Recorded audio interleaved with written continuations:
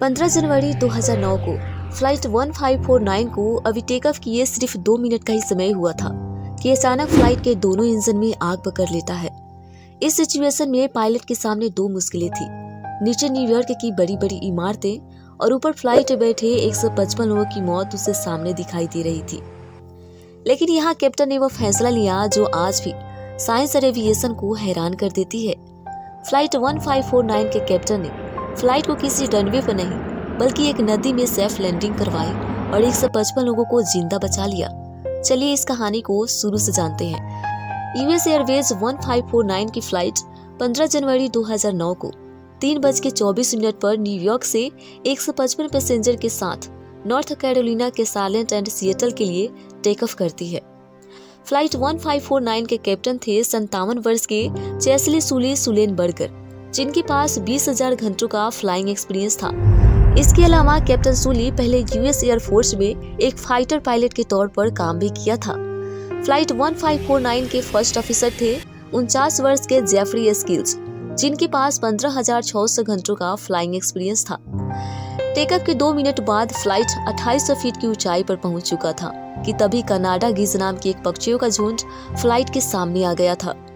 पक्षियों के झुंड के सामने आने की वजह से प्लेन को अचानक नहीं मोड़ा जा सकता था। प्लेन की तेज रफ्तार की वजह से पक्षी हवा के साथ प्लेन के इंजन में फंस गए और प्लेन का दोनों इंजन जाम हो गया। इंजन के साथ साथ अब प्लेन के टर्बो फैन भी काम करना बंद कर दिया था। अभी तक किसी भी यात्री को बाहर हो रही इस घटना के बारे में कुछ भी पता नहीं था, लेकिन इंजन के जाम होने के बाद प्लेन में एक जोरदार धमाके की आवाज आती है।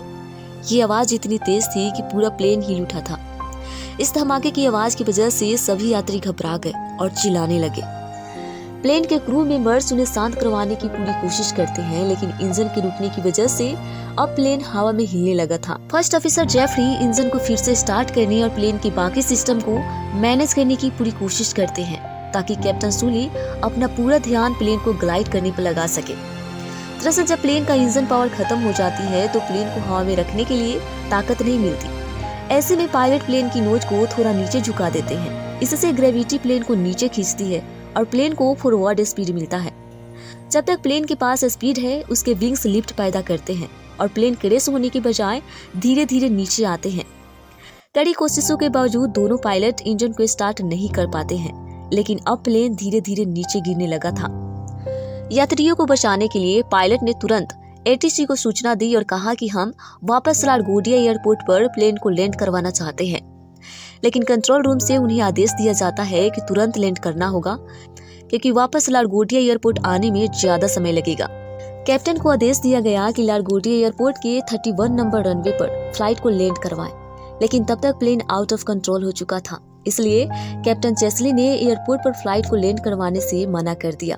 चेस्ली ने कहा कि अगर हम रनवे 31 तक जाने की कोशिश करेंगे तो प्लेन बीच न्यूयॉर्क सिटी में भी गिर सकता है और इससे केवल प्लेन में बैठे यात्री ही नहीं बल्कि शहर में मौजूद लोग भी हादसे के शिकार हो जाएंगे।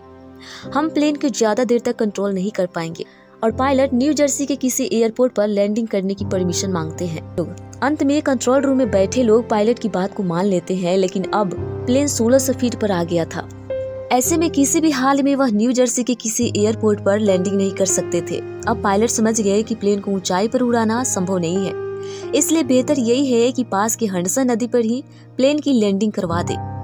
इस बात की सूचना जब कंट्रोल रूम को दी गई तो कंट्रोल रूम में बैठे लोग हैरान हो गए क्योंकि नदी के ऊपर फ्लाइट की लैंडिंग नहीं करवाई जा सकती थी, लेकिन अब कुछ भी बदला नहीं जा सकता था। डरे हुए कंट्रोल रूम में बैठे लोग रेस्क्यू टीम को नदी के पास भेजते हैं। 3:28 से 3:31 के बीच प्लेन 1600 फीट से 500 फीट की ऊंचाई पर आ गया था और उस वक्त प्लेन की स्पीड थी 230 किलोमीटर पर आवर। 3:31 पर पायलट ने फ्लाइट की लैंडिंग पानी के ऊपर इस तरह करवाई जैसे प्लेन जमीन पर लैंड कर रहा हो। ऐसा लग रहा था जैसे पानी के ऊपर प्लेन तैर रहा हो। ये नजारा किसी सपने से कम नहीं था। पायलट ने सभी यात्रियों को आगे के गेट से बाहर निकलने के लिए कहा, लेकिन डरे हुए यात्री जल्दी से प्लेन से बाहर निकलना चाहते थे। इसलिए घबराहट में एक यात्री ने प्लेन के पीछे का गेट खोल दिया। प्लेन का पिछला हिस्सा पहले से ही पानी में डूबा हुआ था, इसलिए जैसे ही गेट को खोला गया पानी प्लेन के अंदर भरने लगा, जिसकी वजह से फौरन सभी यात्रियों को प्लेन से तेजी से बाहर निकाले जाने लगा। कुछ यात्री प्लेन के ऊपर पत्तियों पर चढ़कर बैठ गए तो कुछ यात्री लाइफ जैकेट पहनी हुई थी, इसलिए वह नदी में कूद गए।